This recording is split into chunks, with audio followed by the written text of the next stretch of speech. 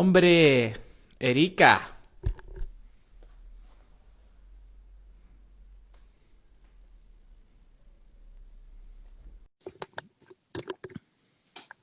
¿cuánto tiempo sin hablar contigo?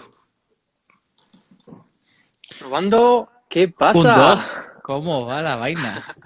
Muy bien, tío, un placer, Héctor, de verdad, tío, un placer que me haya invitado a hacer este directo, tío. Y joder, vamos a aportar todo lo que se pueda. ¿Cómo vas, tío? Bien, aquí un poco triste, pero bueno, nos han cerrado el gym y bueno, llevamos ya un par de días ahí sin saber qué hacer. Hostia, tío, ¿cómo lo estás llevando? Entrenando en casa, me imagino, ahora. Yo me cuadraba justo con una semana de descarga, que sería la Uf, siguiente, la he tenido que adelantar, pero pidiendo favores y pesas y la hostia. claro, Ya. normal.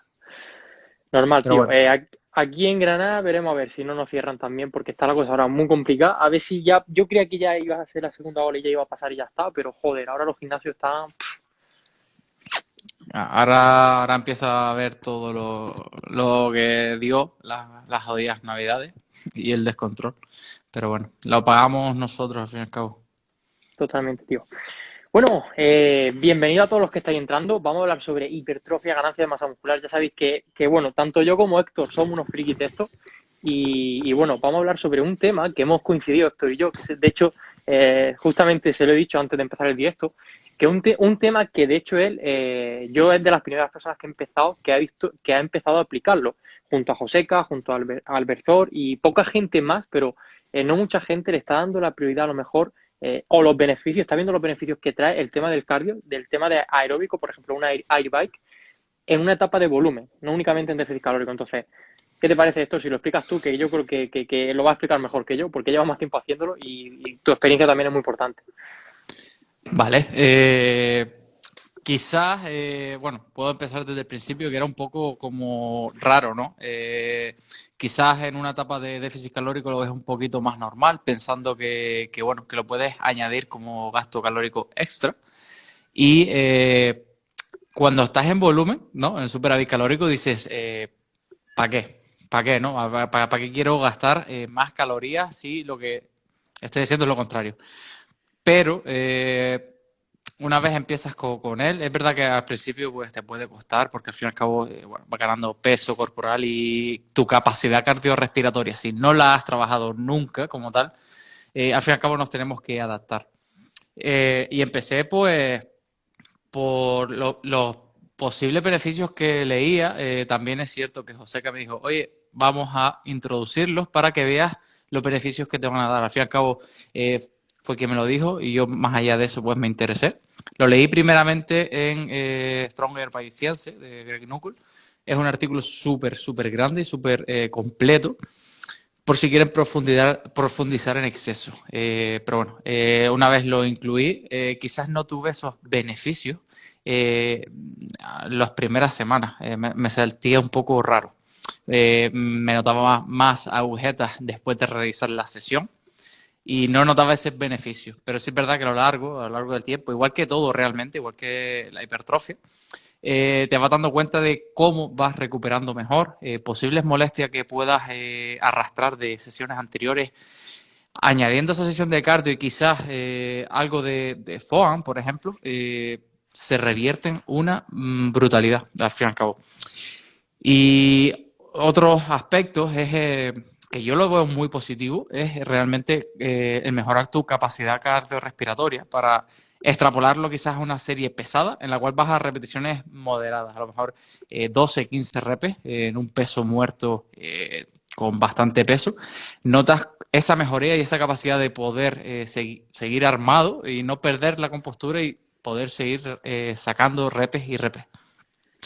Porque yo creo que el hecho de que la gente piense que el cardio en volumen y demás realmente no supone un gran gasto calórico, como puedas creer el incluir esos 20, 30 minutos de cardio. Además, estamos hablando de incluirlo un día de rest day, es decir, un día que no te toca entrenar. Por lo tanto, joder, es 20-30 minutitos que te puede suprimir al final las calorías que queman un entrenamiento de 1 hora y media, o bueno, está ahí. pero vaya, que es cierto que los beneficios, esto al final yo pienso que es como el calentamiento. La gente dice, joder, calentamiento para hipertrofia, bueno, que con un poquito de esto, de circunducciones de hombro y un poco de esto y lo otro, ya está. Pues no, al final tenemos que mirar a largo plazo y el introducir ese aeróbico en una etapa de volumen parece como, ¿qué cojones, tío? ¿Qué estás haciendo? ¿Qué?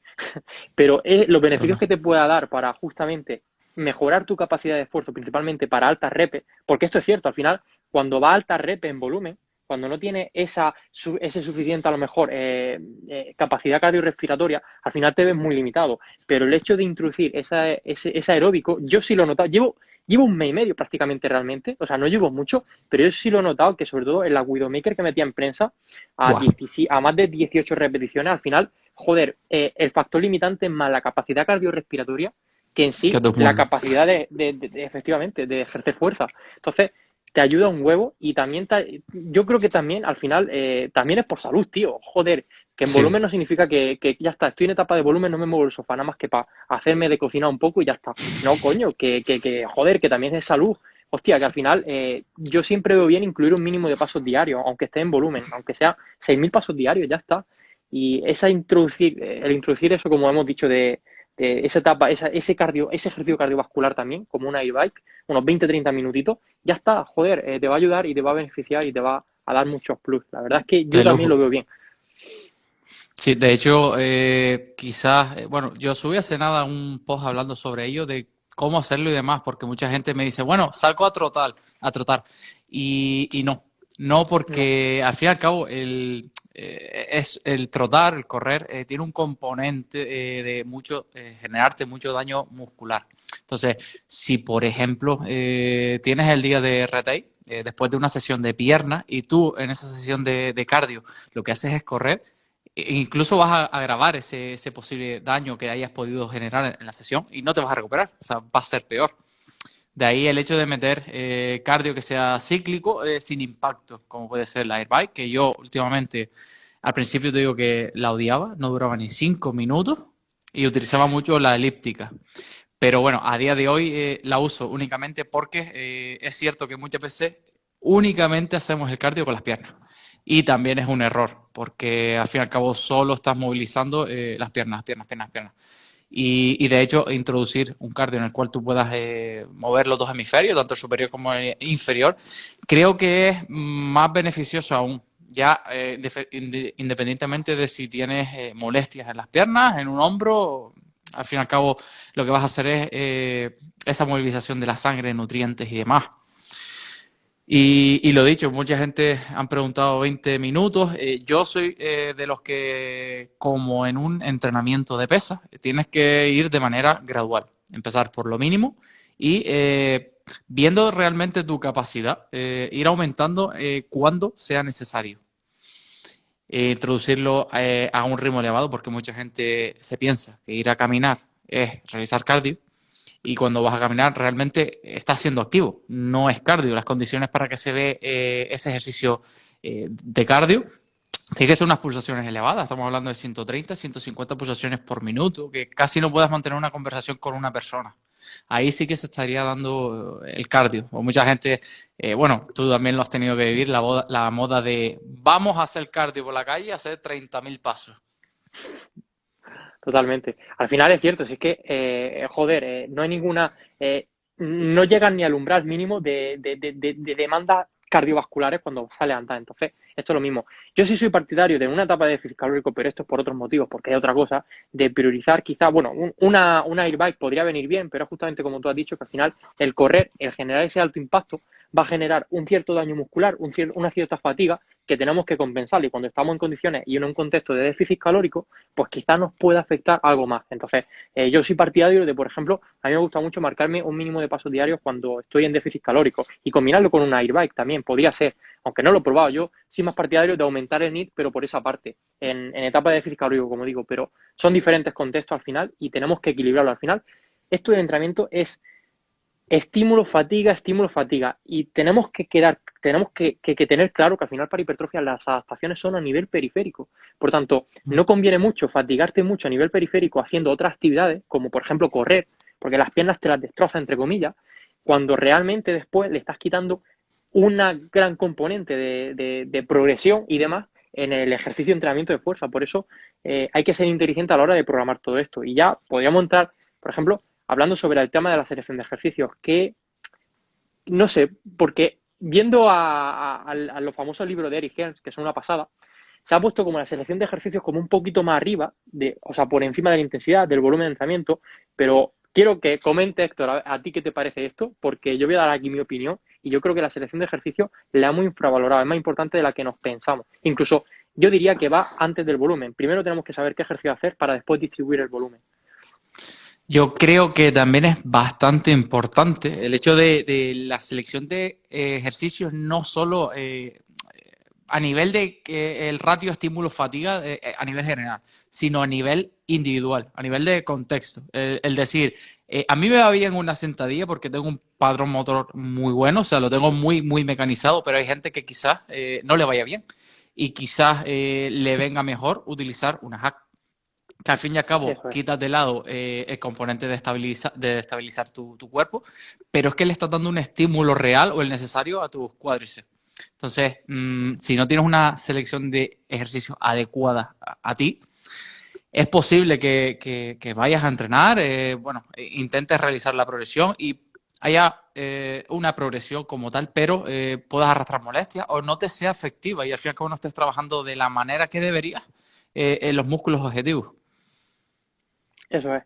Mira, ha hecho antes de nada que se nos pase, bueno, no hemos dicho nada, pero que podéis hacer preguntas, ¿eh? Que estamos aquí para, en plan conversación, para aportaros, pero que también podéis preguntar lo que queráis, ¿vale? Así que vamos a estar dispuestos a contestaros todo, joder, me cago en la leche. Así que muchas gracias, Kevin, por la Total. pregunta, que conteste Héctor mejor, que además es más experto en nutrición, es más, Sí, la nutrición quizás un poquito por encima de de lo que sería entrenamiento. Es mi pasión, al fin y al cabo. eso es más experto. Dice, en semana de descarga, Bueno, ¿debo mantener superávit o mantenimiento? yo personalmente no le estoy dando un... Yo ahora mismo te puedo decir mi caso, estoy en semana de descarga, estoy con calorías de mantenimiento o incluso podrías tener un ligero superávit. Pero, ¿por qué no seguir con un superávit energético ya que estamos en una etapa de volumen? Simplemente porque no le estás dando el porqué al cuerpo, que es el entrenamiento, para aprovechar esas calorías de más. Y si tú lo que haces en una semana de descarga es seguir dándole combustible al cuerpo y no lo estás gastando, al fin y al cabo lo va a acumular. Si tú le das el porqué, al fin y al cabo las calorías que entran van a ser para poder rendir. Si tú no le das el estímulo, llegarán a acumularse, que es lo que no buscamos.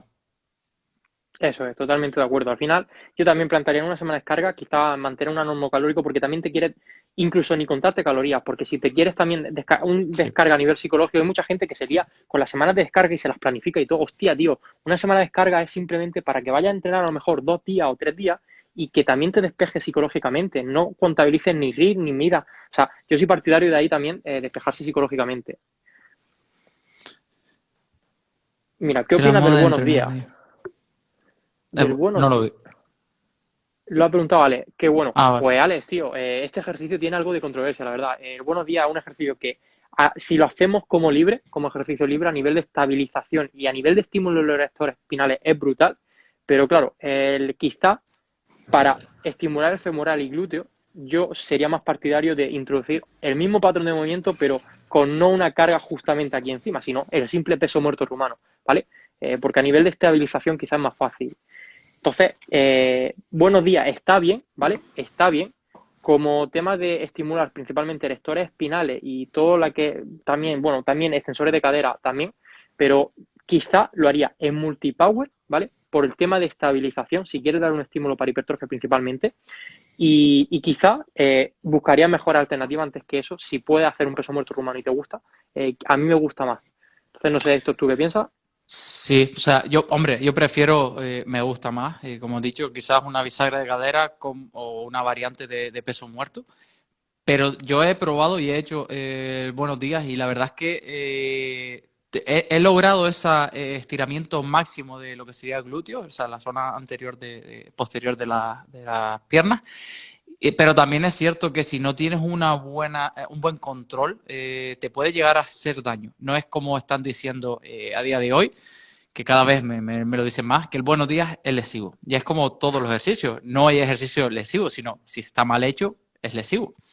Lo haría quizás también en multipower o en un rack en el cual tenga barras de seguridad llegando al tope, ¿sabes? Tocando y controlando la Eso es. carga en todo momento. Qué Por lo bueno, que tío. no, Totalmente. no lo veo lesivo como tal. Lo veo una opción más, incluso, te digo, el caso de Joseca ha tenido una lesión hace unos días en la zona dorsal por el hombro y ha cambiado los pesos muertos por unos buenos días. Y al fin y al cabo eso Eso es. tiene transferencia de cara a que meta otra vez los pesos muertos, pues va a seguir mejorando. Eso, al final es el mismo patrón de movimiento, pero difiere la fuerza y difiere dónde te pones la carga. Mira, ha preguntado Ángel, ¿por qué no se, o sea, por qué esa mujer entrenar en ayuna? Hostia, pues, esa Porque Héctor, está... ahí hay control, venga, Fua, te la en la dejo a ti. ayuna. Yo, sinceramente, estuve hace unos años ya, como 5 años, con el hecho de ir a entrenar en ayunas fuerza. O sea, fuerza, vamos, hipertrofia. Y no lo veo como, bueno, a mí no me ha llegado el tema de la moda como tal, quizás sí, no entiendo el por qué, porque yo sigo sin entender cómo a día de hoy, ahora, como que se ha vuelto a poner otra vez de moda, ayuno intermitente y todo esto, cuando ya hace años que se hablaba Pero aquí años, sí, sí. sobre ello, ¿eh? Pero bueno, el entrenar en ayunas, sí y no. Y sí y no es que depende de la persona. Y que haya cenado, básicamente, porque si tú te has hartado de comer carbohidratos por la noche ah, y hayan pasado 10 12 horas, no se va a perder ese glucógeno. Al fin y al cabo vas a tener ese glucógeno para rendir. Entonces, puedes hacerlo si te es adherente y demás, pero sí que puede llegar un momento que pueda comprometer tu rendimiento. No lo veo ni lo mejor ni lo peor. Puede ser una opción.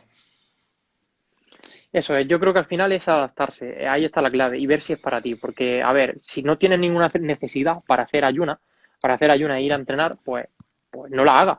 O sea, no te va a suponer un plus muy grande. O sea, ni siquiera un plus. Es que todo depende. Al final lo que importa es el déficit calórico y las calorías que salgan por las que entren. O sea, es lo que importa. ¿Qué pasa? Que si a lo mejor te va a trabajar o te va a estudiar temprano, a clase o lo que sea, y a lo mejor te levantas tarde y vas con la hora muy pegada, pues por temas de necesidades, pues sí podría venir bien y si está adaptado y te adapta y tu cuerpo lo tolera bien. Pero yo tampoco, yo por ejemplo no lo he hecho, no he hecho ayuno intermitente, no he ido a entrenar creo que ninguna vez, o si acaso una vez, como ayuno intermitente, pero por eso, porque no rindo y tengo que desayunar bien. Y además yo soy una de las personas que tengo que comer una hora antes de entrenar, una hora y media antes. Tengo que tener la sensación de estar lleno, porque si no, no Yo rindo. creo que también es un poco por el hecho que le han dado de que hay más movilización de ácido graso. Y sí, sí, es real, porque al fin y al cabo, sí, bueno, si no has tenido esa ingesta de carbohidratos horas antes, es cierto que hay una mayor movilización, pero que no es no significa que al fin y al cabo vayas a perder más grasa corporal, porque el déficit calórico es lo que manda. O sea, si tú al final del día acabas con las mismas calorías, o sea, comiendo menos, da igual. Entonces, sí que se ha asociado a que si tú haces ayuno intermitente, vas a entrenar en ayuna, posteriormente vas a tener más hambre y vas a comer más. Eso sí que lo he visto. En vez de introducir un pequeño desayuno, una pequeña comida, quizás si te cuesta comer a primeras horas, lo óptimo sería introducir al menos entre 35 o 40 gramos de proteína. Y puedes ir a entrenar realmente. O sea, no sería lo óptimo, no sería lo óptimo y sobre todo en una etapa de subir al calórico, pero es una opción. Eso es.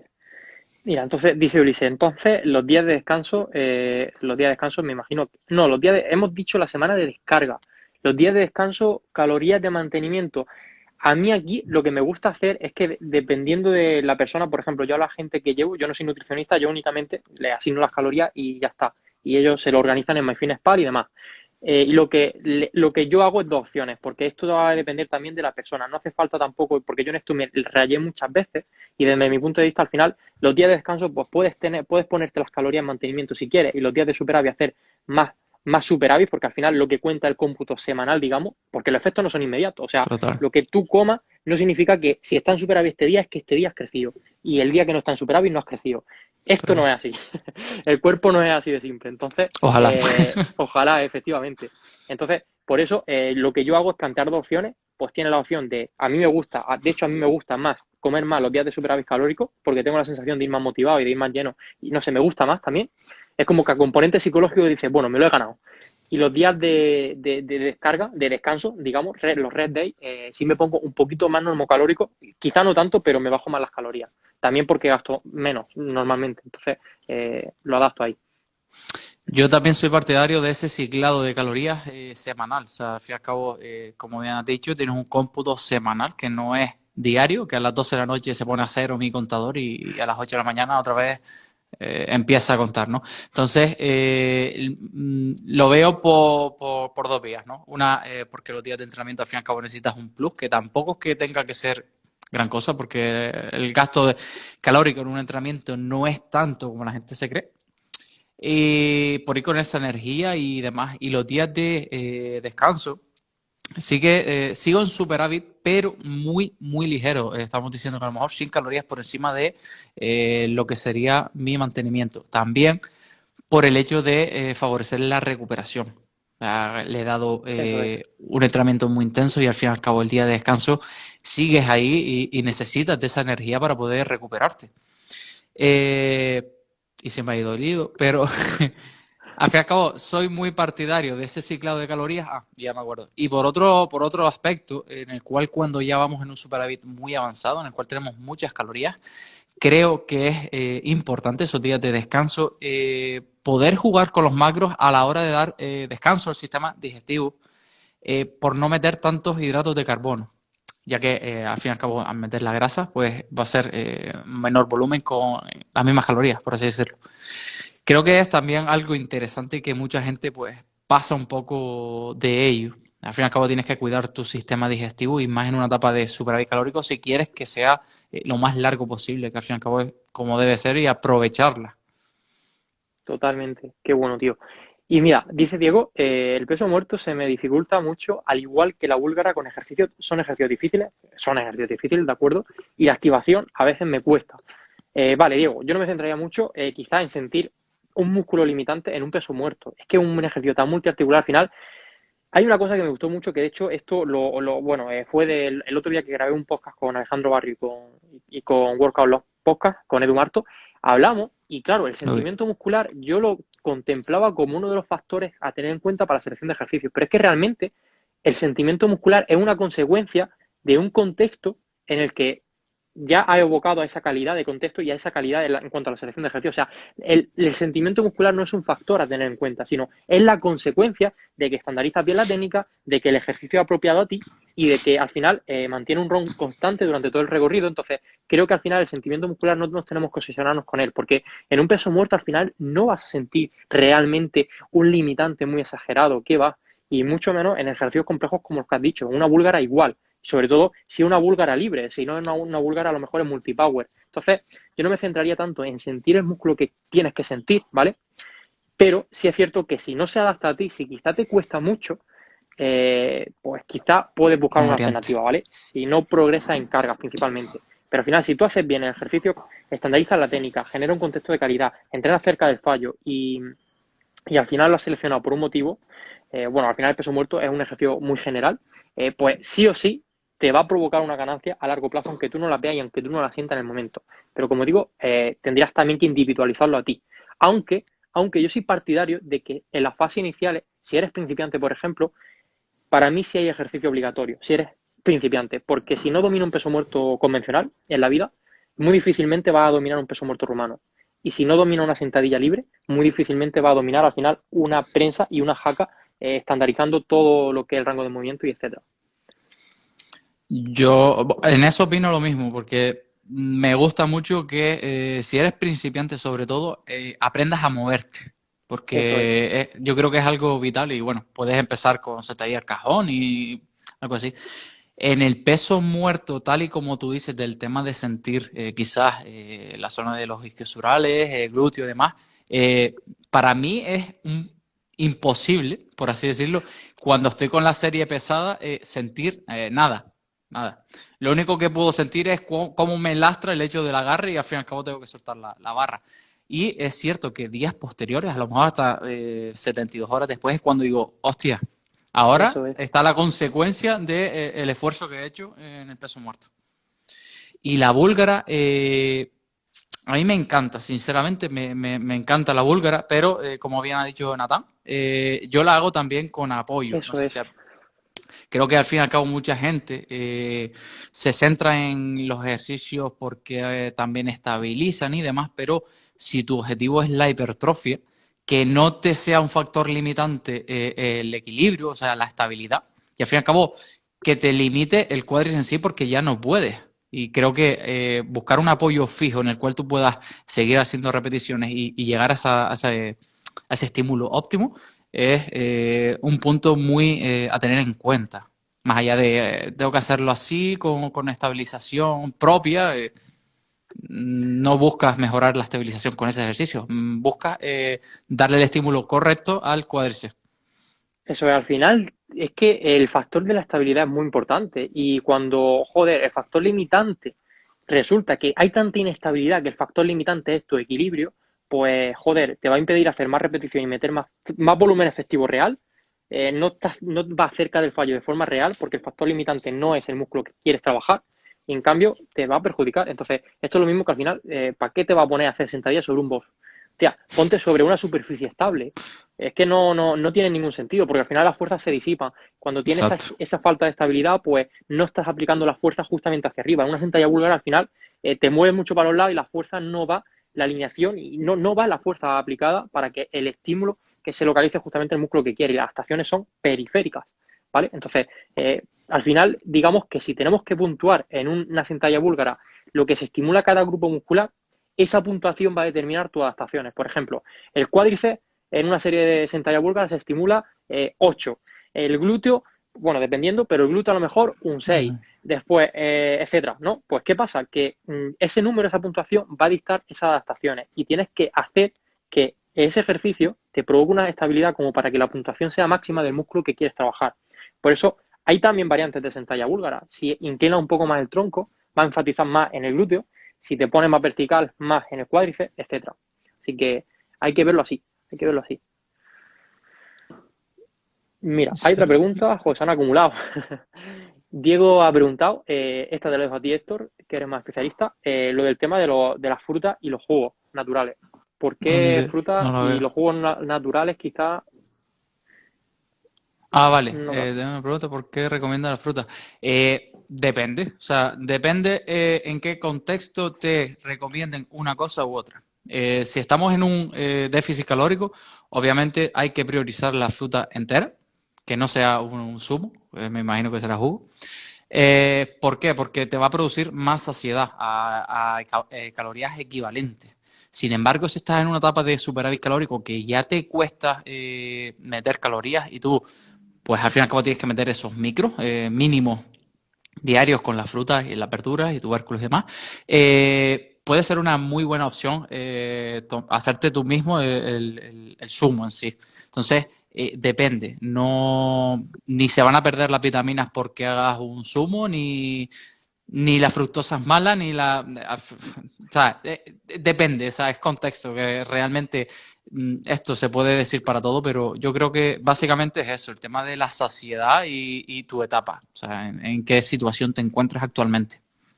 Eso es, al final es que todos tenemos nuestros trucos cuando estamos en etapa de déficit calórico o si no los tienes, los vas a tener. Yo, por ejemplo, una cosa que hacía para engañar a mi cerebro es ponerme un cuenco muy pequeño, pero que la comía aparentase que se llena un montón. También Sí, el tema de comida sólida, como ha dicho esto, al final, si te tomas mucha comida líquida, hostia, tío, es que no te va a saciar, el nivel de saciedad no es la misma. Entonces, ahí hay que utilizar esos truquitos para al final engañar a tu cerebro, entre comillas, y que ese nivel de saciedad sea mucho mayor. total. Total, es un truco muy bueno, comer más despacio. Es un poco de es que es psicología para el cerebro, al fin y al cabo. Eso es. Mira, Ulises dice otra pregunta que también va a ser para ti, Héctor, que siempre he tenido el colesterol de los alimentos. ¿Cómo? Que siempre he tenido el colesterol de los alimentos, lo absorbe el cuerpo. Vamos, si te sube el colesterol.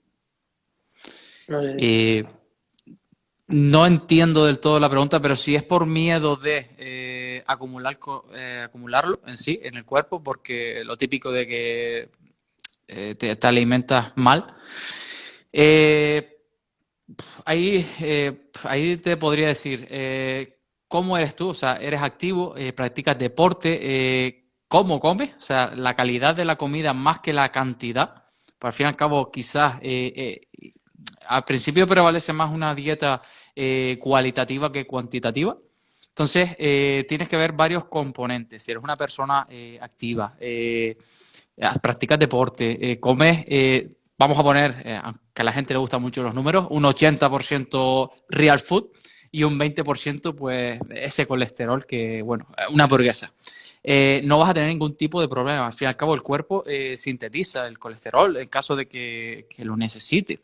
Y si no, pues lo puede llegar a excretar si ya tiene de más, por así decirlo. O sea, yo si soy una persona activa, entreno sana, no me preocuparía de si este alimento tiene mucho colesterol o si se me va a acumular como tal. Yo creo que es un componente más importante el hecho de la actividad que tú tengas, más que lo que tú comas en sí. Lo digo porque, y me baso en no sé si has visto el documental de Super Size Me, del tío que come McDonald's durante un mes, Ah, hostia, entrena, pues los es verdad. parámetros, sin problema. ¿Qué pasa? Que ahí el componente positivo era me muevo y entreno. Entonces, creo que es más Claro. importante, no por darle más importancia a la alimentación, al entrenamiento, al descanso, sino todo tiene que estar bien, ¿no? Pero creo que es que es un poco extremista, ¿no? Pero un peldaño por encima del hecho de ser activo y moverte. Totalmente, tío. De hecho, escuché una cosa que no sé, no me acuerdo de quién lo escuché, que también al final, joder, la causa que le damos a nuestro cuerpo para que nuestro cuerpo cambie físicamente y cambie a nivel de salud es ese componente de ejercicio, de actividad física. ¿Qué pasa? Que no hay que buscar, digamos, disputa de dieta, alimentación, poner porcentaje.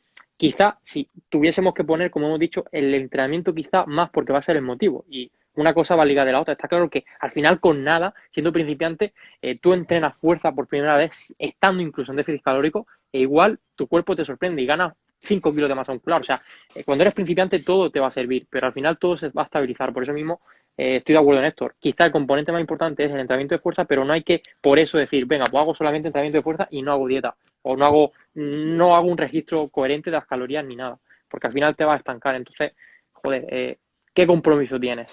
Yo creo que, como bien dices, si eres novato simplemente y no has tocado una pesa en tu vida, por mirarla, vas a Sí, hipertrofiar, sí, sí. independientemente de lo que comas como tal. Si más o menos realizas, no sé, es que realmente en lo que es la dieta aquí en España, Mediterránea y demás, se come realmente pocas proteínas.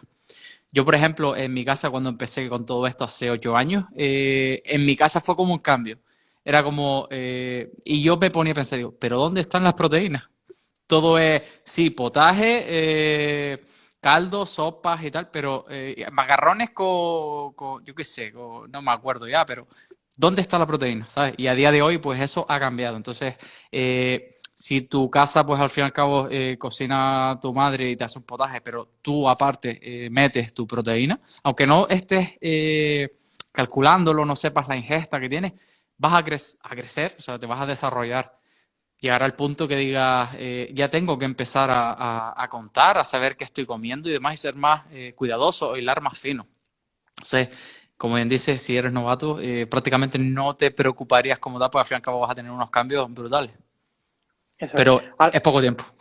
Exacto, exacto. Al final, yo creo que, bueno, tanto esto como yo, como toda la gente que ve, a lo mejor, bueno, que intentamos aportar sobre esto, somos personas que hemos estado sin tener ni puta idea, pero ni puta idea. Yo hablo de mi caso, yo me he tirado, o sea, llevo ya entrenando 6 años y pico bien. O sea, no llevo mucho realmente. Yo tengo 22 años, empecé a los 16.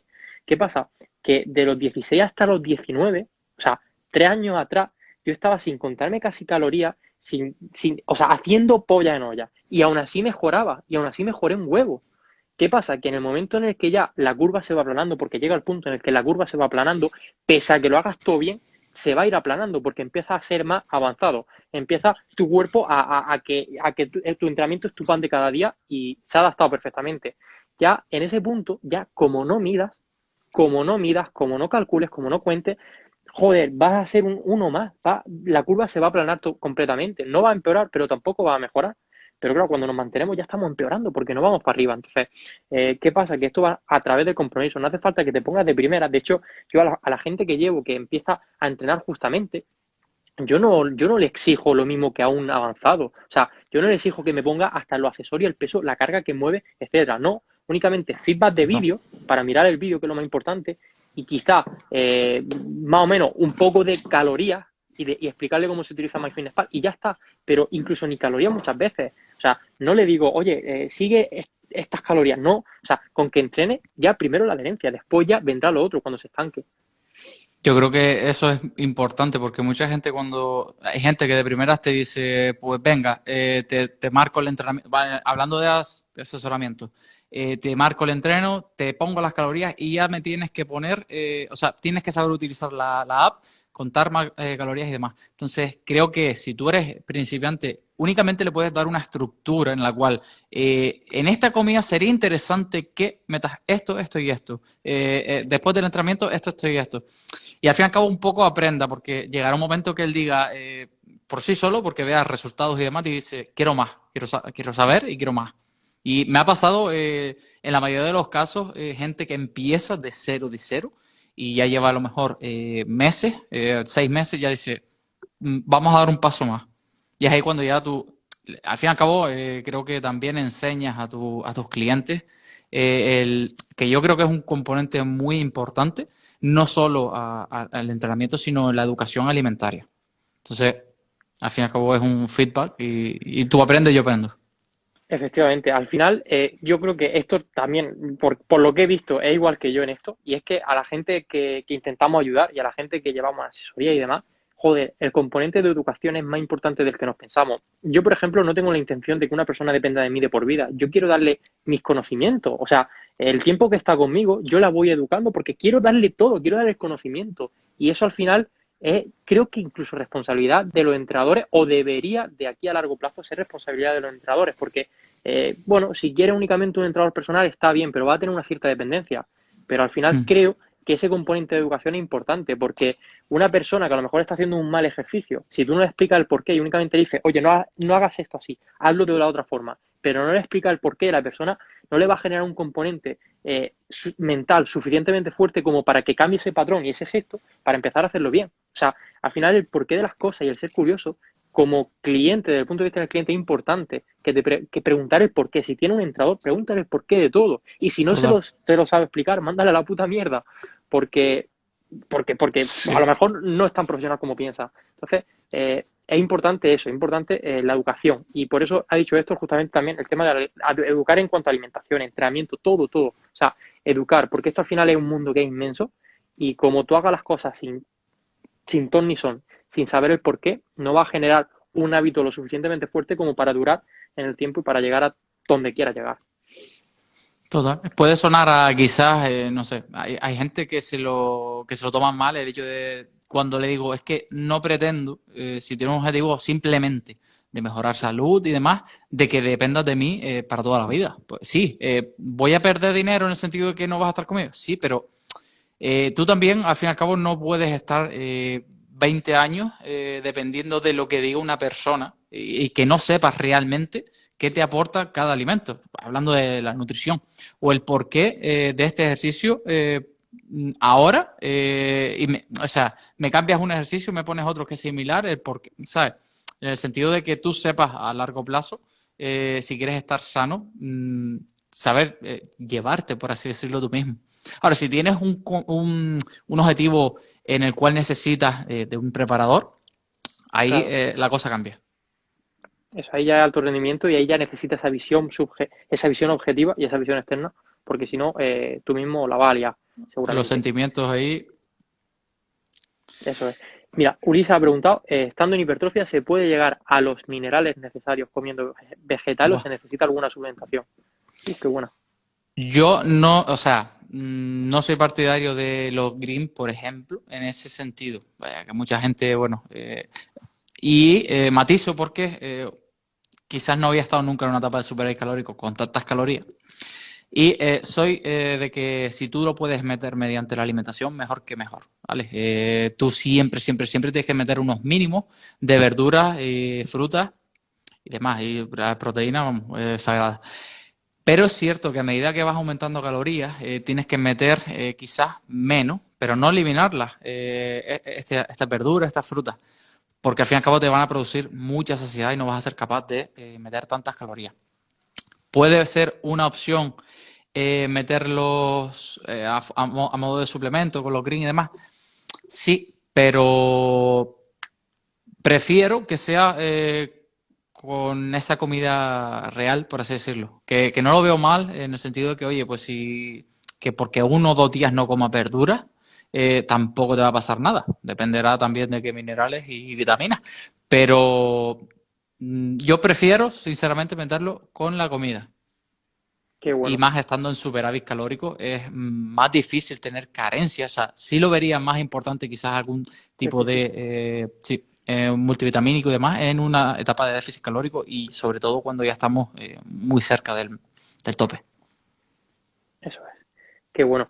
Mira, dice Tony que está de acuerdo con eso, totalmente, tío. Y totalmente, yo también estoy de acuerdo en lo que dices, que al final, por eso es tan importante educar, porque no consiste en te envío un 4x8 en sentadilla y ya está, tú, o sea, no te pongo ni carácter de esfuerzo ni nada. No, hay que instruir a la persona realmente de lo que es intensidad.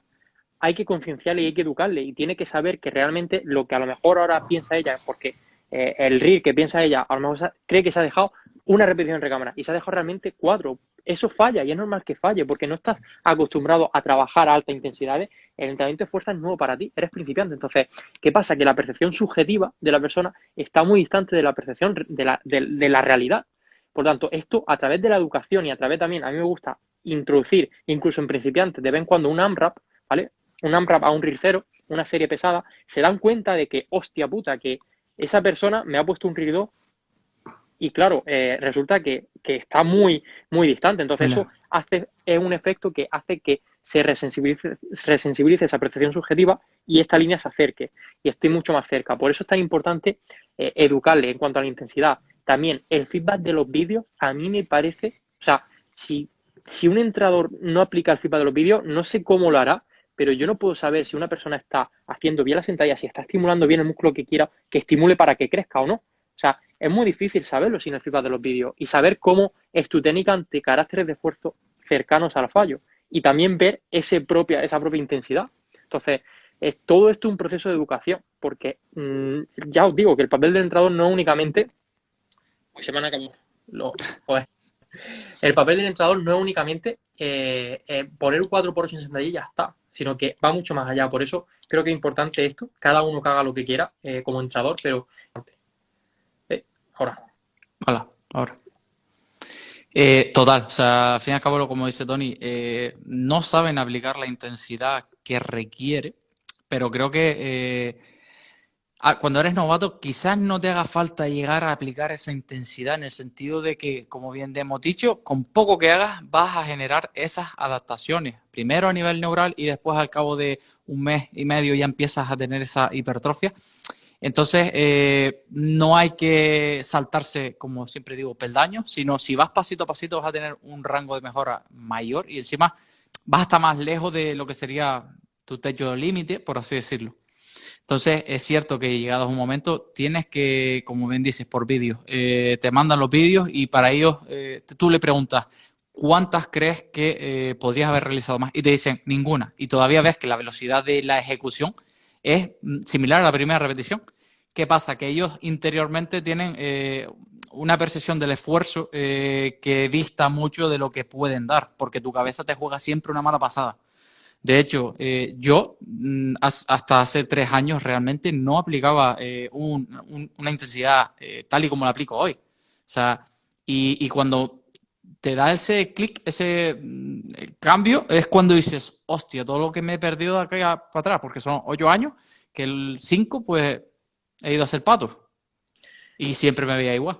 Entonces, Totalmente. Es que, mira, yo me he tirado también como Héctor. O sea, yo me he tirado hasta hace 3 años prácticamente, desde los 16 que empecé hasta los 19, no contaba calorías ni hacía nada. Pero es que, pese a todo lo que hacía, como todo el mundo que empieza, que se cree que el no pain no gain es la hostia y que cuanto más hagas, cuanto más volumen metas, cuanto más entrenes y cuanto más al fallo, entre comillas, vaya, mejor, pues yo era de esas personas que llegaba, ni calentaba ni nada, pre de banca, lo mismo que la primera serie del tirón. Ahora, no me he lesionado, bueno, sí tuve algunas molestias, pero no me he lesionado fuerte, gracias a Dios. Pero ¿qué pasa? Que iba al fallo en todo. ¿Pero era un fallo real? No. O sea, yo creía que iba al fallo, pero simplemente llegaba al punto en el que primero técnicamente era, o sea, lo peor que vaya a ver en vuestra vida. Técnicamente yo hacía un pre de banca, era una tabla de planchas, metía ahí con la barra que no llegaba, pero vamos, lo que es ni a sacarla prácticamente del rack, un rango de movimiento que nada, pero nada de nada. Y en una prensa igual, o sea, muchos kilos y un rango de movimiento así. Es que a mí qué adaptaciones me provocaba eso para la hipertrofia, pero eso claro, después le decía a mi amigo que se metiese como spot en el pre de banca y que me llevase las repeticiones. Claro, o sea, una fatiga enorme, un estímulo de mierda, no iba al fallo real de hipertrofia porque no estandarizaba la técnica. Y claro, yo llegaba al punto en el que no podía aplicar más fuerza, pero no era un fallo muscular real o un fallo técnico real, un fallo real para hipertrofia que te suponga un estímulo alto, sino que era un fallo que me suponía un estímulo de mierda. O sea, encima todo que me fatigaba mal. Es que, Y al fin y o al sea, cabo la recuperación, y la recuperación a la mierda, efectivamente. O sea, tendones a todas, porque claro, no es lo mismo el estrés muscular que el estrés articular. Nosotros cuando levantamos más carga, el estrés articular va a ser mayor, porque las articulaciones, tendones y demás no se adaptan igual de rápido que los músculos. Por eso es tanto, interesante. es muy importante eso. Por eso te sobrecargas más y te fatigas más de una forma bueno, que no va a ningún lado. Y esto creo que es un fallo que comete el 99,9% de las personas, porque nadie sabe lo que es intensidad, nadie sabe lo que es estandarizar la técnica de forma real, y esta educación por eso creo que es tan importante. No únicamente como entrenador, sino como también, como despertar conciencia a la gente, macho, que todo el mundo va al gimnasio, pero que nadie entrena. Que todo el mundo va al Exacto. gimnasio a posturear un poco de esto y lo otro, pero que nadie entrena de verdad. Que después ves a 4 personas de 100 que hay en el gimnasio estandarizando la técnica y con una libreta apuntando lo que hace. Y esto es algo que, como no concienciamos, todavía queda mucho por hacer, porque Buah, es muy fácil llegar a la gente que nos está viendo, a las 12 personas que nos estáis viendo, sois personas que estáis concienciadas, que ya sabéis la importancia que es esto, pero ¿cómo llegas a la persona que está haciendo pecho tríceps, que nada más que utiliza el móvil para ver Netflix y no para aprender? ¿Cómo le llega a esa persona que está ciega y que no es capaz de ver más allá? No, creo que nos crea un trabajo muy grande muy para grande. despertar conciencia, pero muy grande. Muy grande y es brutal. Es brutal porque creo que Mel y yo somos los únicos que en mi gimnasio podemos saber los registros de hace un año, por ponerte un ejemplo. Que vienen nosotros, ¿qué estás estudiando? ¿Sabes? Cosas así que tú dices, sí, estoy estudiando, pero es que el cambio que ha supuesto el estar con la libretita aquí, no lo vas a tener tú en tu vida. O sea, al fin y al cabo, si no mides, no vas a saber dónde estás fallando o cómo has mejorado. Y una cosa importante que has dicho es el tema de las articulaciones y tendones. Porque mucha gente, bueno, que sea muy defensora quizás del volumen de entrenamiento, a más volumen, más riesgo de Eso que es. se recupere estos tendones y estos ligamentos. Entonces, quizás voy por la corriente de Jordan Peters. Entonces, siempre he dicho que es preferible entrenar intenso poco, pero muy intenso, llegando a generar ese estímulo necesario para que se produzcan adaptaciones, en vez de entrenar mucho, porque al fin y al cabo la recuperación de estos tejidos va a ser mucho mejor y más pronta, aplicando mucha intensidad y poco volumen, que aplicando mucho volumen con una intensidad de mierda. Totalmente de acuerdo. Y además, si hablásemos de los volume landmark, que esto nos daría para otro directo, pero yo tampoco estoy muy de acuerdo con los volume landmark, los marcadores de volumen que los popularizó Mikey Raete, pero no estoy muy de acuerdo porque realmente, al final, nuestro cerebro, o sea, nada más que pensad en una cosa. Pensad, venga, tengo para prepararme un examen 2 meses. ¿Vaya a empezar ya? No, seguramente empecéis en la última semana o los últimos días a entrenar a tope. Esto le pasa a todo el mundo, o sea, a casi todo el mundo. No va a empezar el primer mes. Si tienes 2 meses, pues ya empezaré después. Ahora, si yo te digo que la semana que viene tiene un examen, bueno, que pasó mañana tiene un examen, empiezas ya. ¿Qué pasa? Que cuando alargamos tanto los tiempos de la sesión Y cuando metemos tanto volumen, creo que psicológicamente pasa esto. Entonces, ¿qué pasa? Que estamos metiendo mucha cantidad, pero al meter mucha cantidad estamos eliminando calidad. Estamos eliminando calidad. Total. Porque nuestro cerebro psicológicamente dice, bueno, si tengo hoy 24 series para dorsal, ¿qué más da que la primera vaya una intensidad real? ¿Qué más da? Pues subconscientemente no vas a emplear, ni vas a estandarizar la técnica, ni vas a hacer la calidad que necesitas hacer para que sea una serie realmente efectiva de 10 sobre 10, como si tuviese el tiempo más corto y vaya a saco. Y esto es algo que a mí me ha costado ver, que de hecho esto es un error que he cometido hasta hace nada, hasta hace un mes, 2 meses. Yo era una persona que no contemplaba mi rutina de entrenamiento sin hacer más de 5, o sea, sin hacer 5 días mínimo por semana, que está muy bien, 5 días a la sesión, está muy bien, no digo que esté mal, está de puta madre. Siempre he entrenado prácticamente 5 días a la sesión, pero ¿qué pasa? Que empecé a meter un sexto día, hace poco, claro, 6 días a la semana me cago en la puta, pero era una persona que me gustaba mucho entrenar. Pero ¿qué ocurre? Que al meter tanta frecuencia me estaba dando cuenta de que no iba igual de motivado ni imprimía la mayor calidad posible en cada sesión. ¿Qué he hecho ahora? Meter rotaciones y hacer microciclos de, o sea, 6 días de sesión, pero en un microciclo en lugar de en 7 días, en 12 días prácticamente. Y es 2 días de trabajo, 1 descanso. 2 días de trabajo, 1 descanso. ¿Qué pasa? Que ese día de descanso estoy mordiéndome la uña porque estoy deseando de que llegue el día siguiente para reventarme y para aplicar todo, joder. Por eso también creo que al final ese componente psicológico es muy importante. Yo también lo veo así y de hecho a más avanzado, más cargas nuevas, más tiempo de recuperación y menos de entrenamiento requiere. Por lo tanto, quizás el volumen va a ser menor porque mueves cargas o intensidades tan altas que es que tienes que recuperarte sí o sí para poder seguir dándole ese estímulo necesario a tu cuerpo. Y yo, de Seguro. hecho, me ha pasado. En entrenamiento de pierna, quizás porque sea el punto fuerte, he tenido que reducir muchísimo, muchísimo el volumen de entrenamiento. Y quizás mucha gente vea el volumen semanal que yo tengo, como tú, un microciclo de 9 días, ve el volumen de entrenamiento y dice, madre mía, que no llegas ni a las 10 series semanales, ¿sabes? Pero claro, es que la intensidad que puedo aplicar es muy alta, muy alta. Y sigo aumentando rendimiento. Entonces, me recupero ahora mejor porque hay un momento que ya no recuperaba, de que intrasesión me venía abajo después de realizar los 2 primeros ejercicios focalizados al cuádriceps. Eso, y como tú has dicho, yo también soy de los que el volumen de piernas está muy abajo y porque realmente creo que hay que matizar. El tren superior no es lo mismo que el tren inferior. Entrenar piernas de forma real cerca del fallo con ejercicios como prensa, jaca, etcétera, te va a generar una fatiga muy alta. Un estímulo muy alto también, si va a una intensidad real, pero una fatiga muy alta. Entonces, no es lo mismo ir al fallo en un jalón al pecho que en una prensa o acercarte al fallo siquiera. Es que no hay punto de No, comparación, no, no. ni la exigencia psicológica. Por eso mismo, creo que cuando hablamos de volumen de entrenamiento, tenemos que poner el tren superior aquí y la pierna creo que aquí, por norma general, ¿vale? Que igual viene Superman y es capaz de meter 40 series semanales de pierna y ponerlo al mismo nivel casi que el torso. Pues Hay que bueno, ver, hay que ver la pero calidad de esa serie, ¿no? habría que ver la calidad, efectivamente, porque no cualquier persona, de hecho yo me atrevería a decir que el 99,9% de los mortales no es capaz de meter tanto volumen de pierna y recuperarse bien de calidad.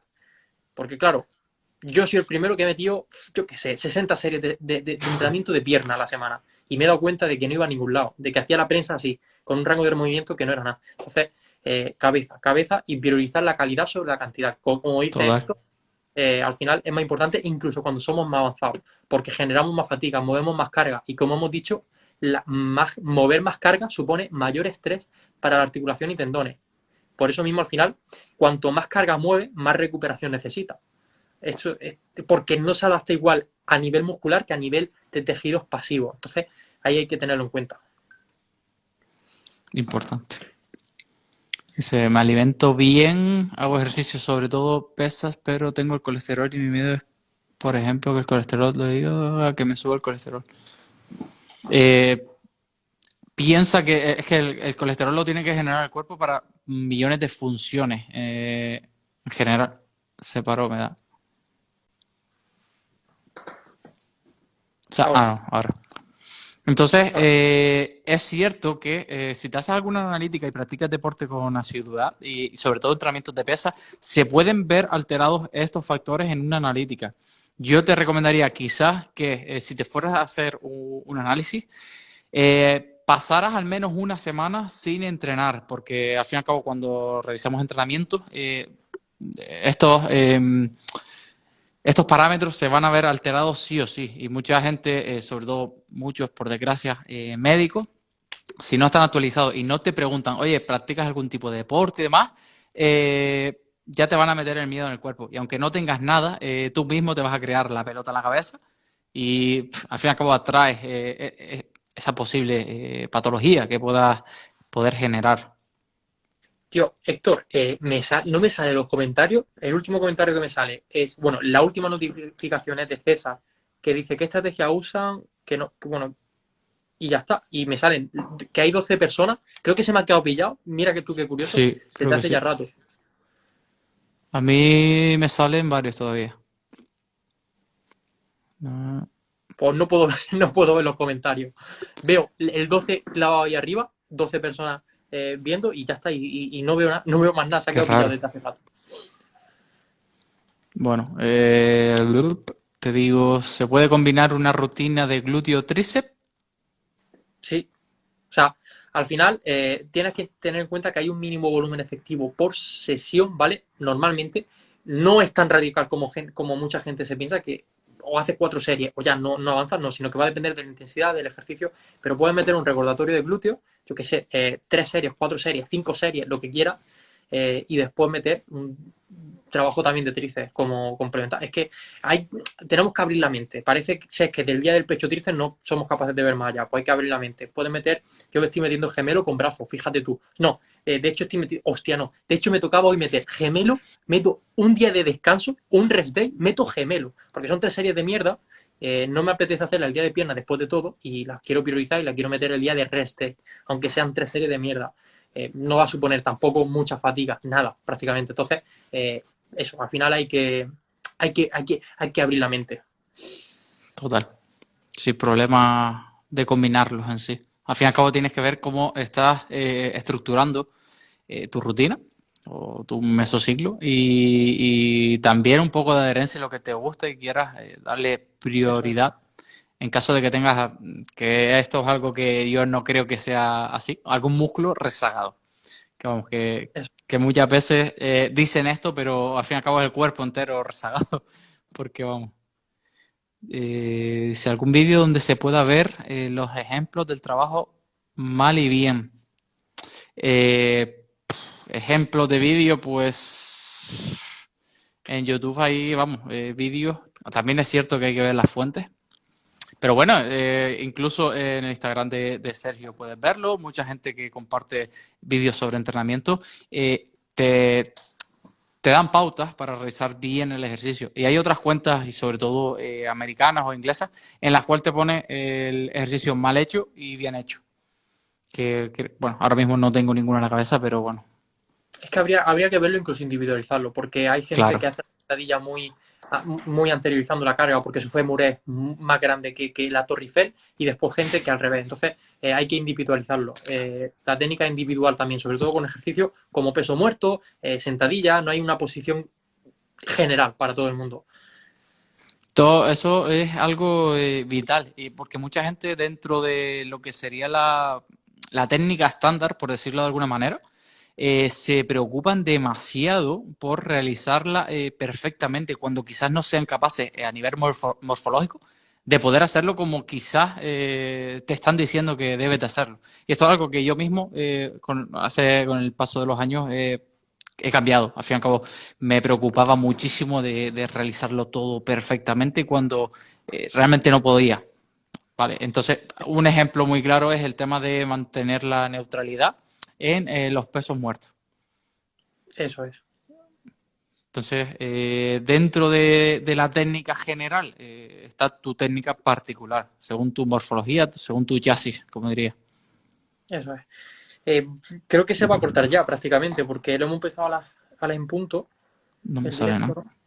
Sí, No sé, hay a más ver. preguntas que como no veo nada, macho, estoy aquí. Sí, sí tenemos un par de ellas.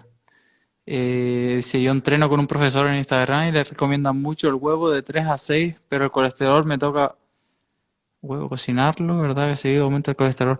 Eh, Eso es un mito, el hecho de que el huevo, al fin y al cabo, te aporte colesterol.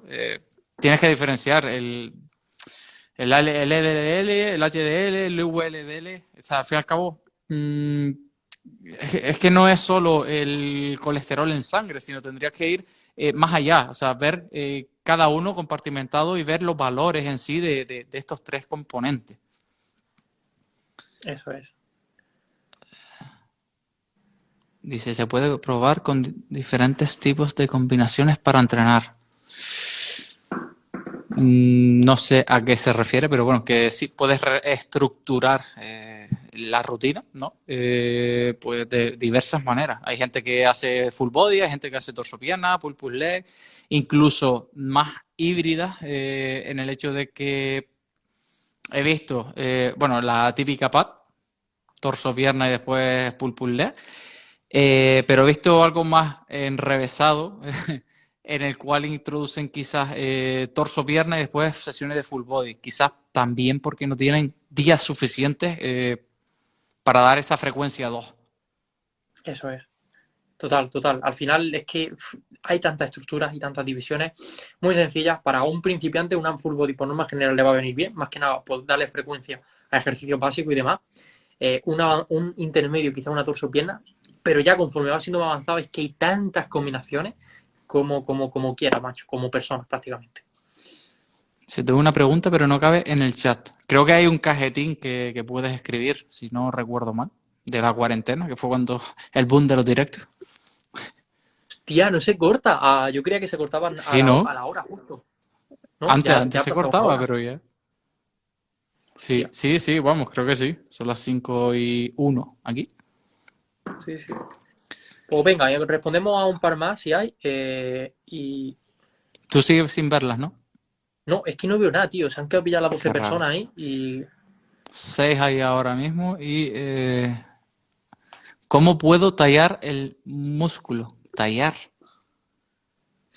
a ver, definir, me imagino.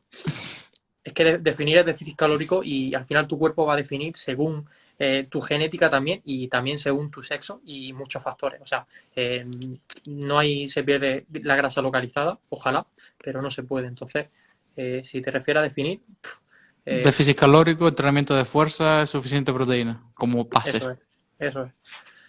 Y paciencia. Una pregunta, ¿las personas muy altas no pueden hacer bien la sentadilla libre para cuadrarse? ¿Funciona mejor la búlgara? Eh, por palancas. Quizá la persona que sea muy alta, es cierto que tenga que inclinar más el torso y por ende vaya a quizás darle más estímulo al glúteo. Eso es. Pues haría quizás una hack, una prensa, en la cual sacas el componente de parte de estabilización, de que tu factor limitante sea tu morfología. Eso es. Y claro Al que hay final, que adaptarlo. claro, hay que adaptarlo y a ver, no por ser una persona alta, sino que hay que ver las palancas a nivel relativo, porque tú puedes ser muy alto y tener un fémur muy corto respecto a tu torso y puedes hacer la sentadilla muy vertical. Entonces, más que nada hay que ver tu segmento a nivel relativo. Si tiene un fémur muy largo, normalmente lo va a hacer más dominante de cadera, es decir, la típica sentadilla buenos días, que inclina más el tronco. ¿Qué pasa? Que el mayor torque, mayor brazo de momento y la fuerza son más demandantes del glúteo. Solución, justamente lo que ha dicho Héctor, una jaca te permite, o una sentadilla multipower con los pies adelante, te permite bajar con el tronco muy vertical y aumentar los grados de dorsiflexión y por lo tanto las demandas en el cuádriceps. Principalmente es que es dominante rodilla, es que la jaca no tiene ningún componente prácticamente de dominante de glúteo, salvo la tensión pasiva en estiramiento. Y obviamente, a ver, el glúteo es un extensor de cadera, al final se involucra también, pero las demandas principales son de rodilla. Es como una sentadilla frontal prácticamente. Total. Sí, ¿cuántas veces a la semana debo entrenar cada rutina para ganar masa muscular? ¿Cuántas veces? Pues a ver, es que depende, pero es que depende si eres principiante, intermedio, avanzado, cuál es tu recorrido de aquí para atrás, pero es que puedes progresar, aun siendo avanzado, incluso con 3 días a la semana puedes progresar, y con 4 y con 5, o sea, va a depender también de cómo quieras dosificarlo, pero un mínimo, yo pondría mínimo de 3, ¿vale? Y máximo de 5, de 3 a 5 principalmente, por norma general. Si es por esa parte, yo estoy totalmente de acuerdo. Pero no sé si se refiere a la frecuencia por cada grupo muscular, Ah, bueno. que Uf, también, no sé. a Yo, ver, 1,5, 2 mínimo. eso es, eso es. 1,5, 2 mínimo. Y de hecho, dependiendo del grupo muscular también, porque por ejemplo el deltoide lateral le puedes meter frecuencia 3 y te la va, o sea, va a recuperar muy fácilmente. De hecho, es más, o sea, la frecuencia óptima para el deltoide lateral, para meter elevación lateral y demás, es frecuencia 3, yo diría la perfecta, ¿vale? Porque se recupera muy bien y al final es trabajo analítico y te da ese aspecto de amplitud y es como le podría sacar el máximo estímulo. Pierna, frecuencia 1,5, 1,5, 2, ¿vale? No, yo no metería frecuencia 3 en pierna por norma general, porque ya digo que la fatiga es diferente, y tren superior, frecuencia 2 a todos los grupos musculares por norma general. ¿Vale? Por norma general. Y tenemos como última, hablen de entrenamiento de pectoral y ya está. No tenemos más. Vale, empiezo yo. Sí. Venga.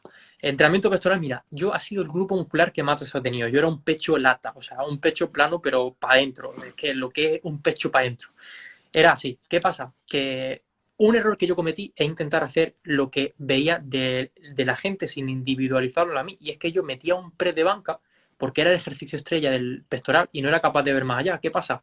Que yo en el press de banca estimulaba hasta las cejas, pero el pectoral no lo estimulaba nada de nada. O sea, es que levantaba peso, pero mi pectoral ni se enteraba prácticamente. A ver, obviamente no queda más remedio que hacer esa flexión de hombro y algo se estimulaba, pero me refiero a que no era mi principal factor limitante. Yo me empeñaba en meter pre de banca sin individualizarlo. Entonces, tips para mejorar el pre de banca. Primero, la selección de ejercicios es más importante de lo que nos pensamos. Son las vías por las que obtenemos el estímulo. Individualiza la selección de ejercicios también a ti.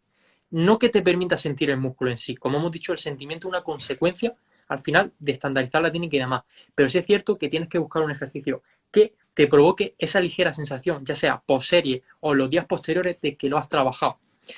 Y también daría prioridad al pectoral, a la porción superior, ¿vale? Al final, para hipertrofia, es la porción que más cuesta desarrollar y es la más estética. Y además, se han hecho estudios que se ha visto que un press plano prácticamente supone la misma ganancia de masa muscular que un press inclinado, pero además es que en el inclinado no solamente ganas masa muscular de todo el pectoral, sino que ganas más que en el plano respecto a la porción clavicular. Entonces, el preinclinado, digamos que debería ser el básico, entre comillas, para hipertrofia. Quizá, aunque sean 5 grados de inclinación, pero Sí. priorizarlo, ¿vale? Priorizarlo. Y bueno, y volumen de entrenamiento, pues adaptarlo a ti. Como hemos dicho al final, el volumen es que hay mucha gente que mete de más metiendo una mierda de calidad. Así que adaptarlo. Yo estoy totalmente de acuerdo contigo y me pasa lo mismo. Yo creo que es el grupo muscular que más retrasado pueda tener. Y me estresaba porque no se me da el press de banca plano. O sea, es algo que, vamos, Claro. la retracción escapular la pierdo, no tengo ese estímulo. Y de hecho, a la hora de haber metido uno inclinado, empecé con una inclinación muy ligera de poner un disco sobre el banco y me fue muy bien. Pero he tenido mayor avance al meter la inclinación de unos 40 o 45 grados. Y es como más he desarrollado, tal y como has dicho, sobre todo la porción clavicular, de las clavicular. Y yo creo que, bueno, tal y como has dicho el estudio que has mencionado, yo también cuando lo vi fue como, hostia, pues no lo estaba haciendo mal, ¿no? Pero Qué sí, bueno, totalmente. Y quizá también la multipower me mola mucho, especialmente para el pectoral, porque el factor de la alineación con las fibras del pectoral superior las cumple de la hostia, porque te da una estabilidad tan grande que la aplicación de fuerza se alinea mucho con las fibras del pectoral superior. Entonces, te permite generar un estímulo quizá más grande que un press inclinado libre. No quiere decir que el libre no sirva, sino sirve mucho porque estimula todo el pectoral, pero si tienes que darle focalizarlo mucho más, digamos, como un rayo láser apuntando al pre-inclinado en la multipower, quizá te pueda beneficiar por esa alineación. yo tuve ese cambio. Estaba haciéndolo peso libre Eso. y llegó un momento que ya estuve unas dos, tres rotaciones que no ni aumentaba carga ni movía más repes. O sea, me quedaba igual. Entonces, he cambiado de ejercicio y ahora lo estoy haciendo en multipower. Y la verdad es que tengo una mejor sensación porque, vamos, tienes que quitar, al fin y al cabo, el componente de estabilizar la carga y demás.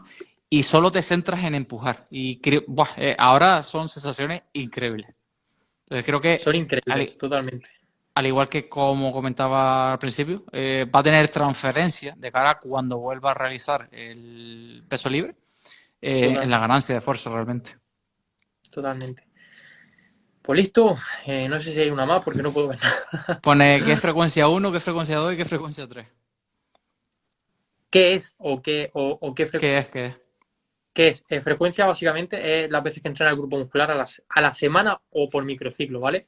Se suele acotar en semana, pero al final también hay que ampliar la mente y poder ver un microciclo que es, digamos, las sesiones que utiliza, las sesiones que vas a utilizar, repartirlas en una semana, que serían 7 días, o repartirla durante 9 días, 10 días o como tú quieras, ¿vale? Entonces, sería la frecuencia por la que entrena ese grupo muscular a la semana, por norma general, como digo, pero es más también a microciclo, aunque se suele acotar en semana y se suele nombrar frecuencia uno una vez el pectoral a la semana, es decir, un día solo. Frecuencia 2, dos veces, el lunes y el jueves, por ejemplo, etcétera. Exacto.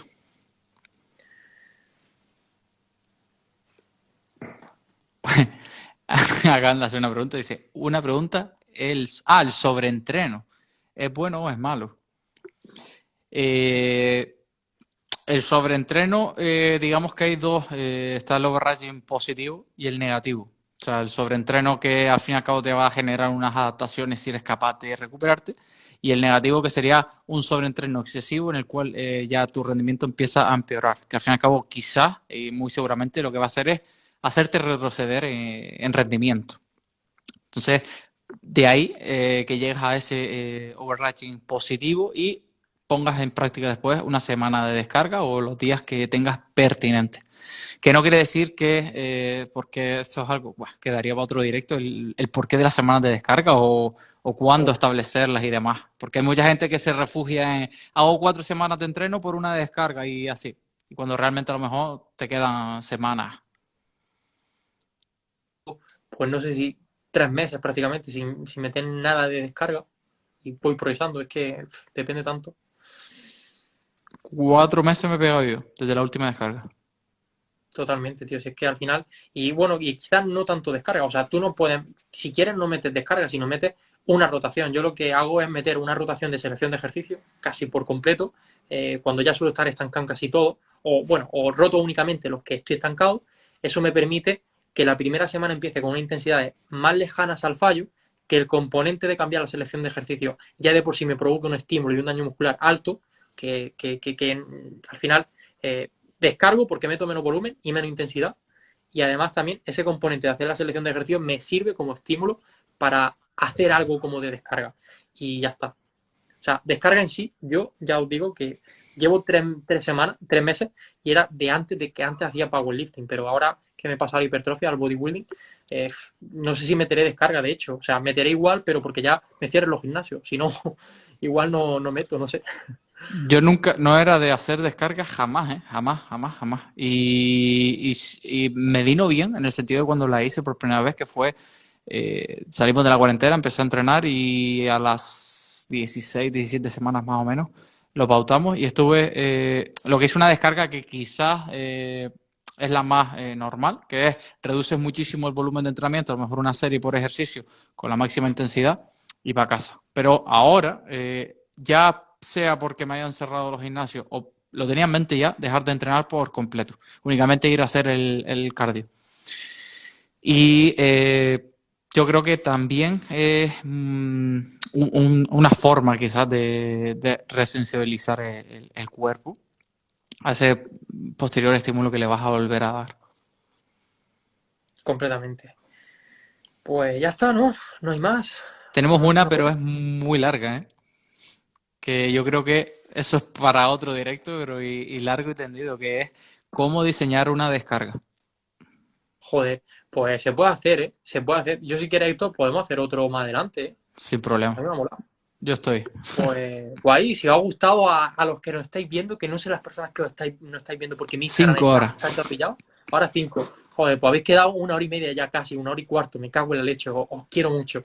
Así que nada, Hoy pues lo se queda vi. pendiente, se queda pendiente otro directo y vemos esto, tío, porque esto es algo muy interesante, cómo plantear Sí. y cómo ver el tema de Cómo semanas de saber las carga y joder, señales, quizás. qué bueno. Pues listo, Héctor, un placer, tío. Un Un placer. placer. Joder, Me ha encantado esta horita que llevamos y la verdad es que es algo así siempre beneficia, la totalmente, verdad. tío. Yo soy el primero que aprendo de aquí. Exacto. Total. Y Y yo. si hemos ayudado a las otras personas, joder, me Mejor doy que con un mejor. cante en los dientes. Total. Pues ya está, tío. Bueno, Un abrazo y ya unas. está, tío.